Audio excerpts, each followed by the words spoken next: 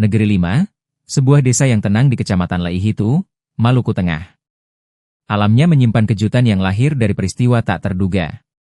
Bendungan alam Waiela, atau akrab disebut Waiela, terbentuk sejak Juli 2013, ketika longsor besar dari Bukit Uluk Hatu menutup aliran sungai Waiela. Lantas jebol hingga sekitar 40 juta meter kubik air tumpah dan menerjang perkampungan di pesisir pantai itu. Dikabarkan kurang lebih 470 rumah diseret ke laut, ribuan warga dievakuasi. Dari peristiwa itu, sebuah danau alami terbentuk apik dengan lebar mencapai 215 meter dan 1100 meter. Bencana seperti menata ulang wajahnya, menghadirkan panorama yang tak kalah memesona dari Danau Toba di Sumatera Utara. Lokasinya berjarak kurang lebih 2 kilo dari pusat perkampungan Negeri Lima, atau sekira 1966 langkah kaki orang dewasa. Lintasan menuju bendungan tak ekstrim, namun tetap menguras keringat mengingat tanjakan dan turunan tak bisa dielak. Yakin langkah tak terasa, karena nyanyian burung, sejuk udara hijau lanskape menemani hingga tiba tujuan. Setibanya di lokasi, lelah seakan terbayar lunas. Air bendungan berwarna hijau, memantulkan rona pepohonan yang rimbun mengelilingi danau. Suasana hening menyelimuti kawasan itu, hanya dipecah oleh kicauan burung dan gemuruh lembut aliran sungai. Di tempat itu, tak ada sinyal telepon, tak ada pula loket masuk. Alam meminta satu-satunya tiket, yakni tenaga dan kesabaran.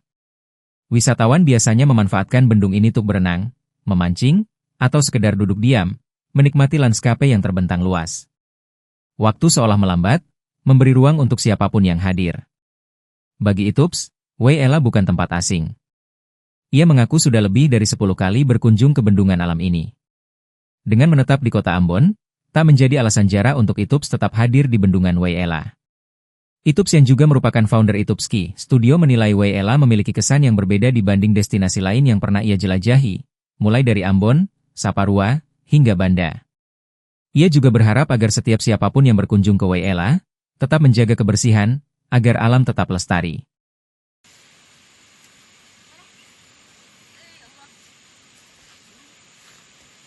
Tidur.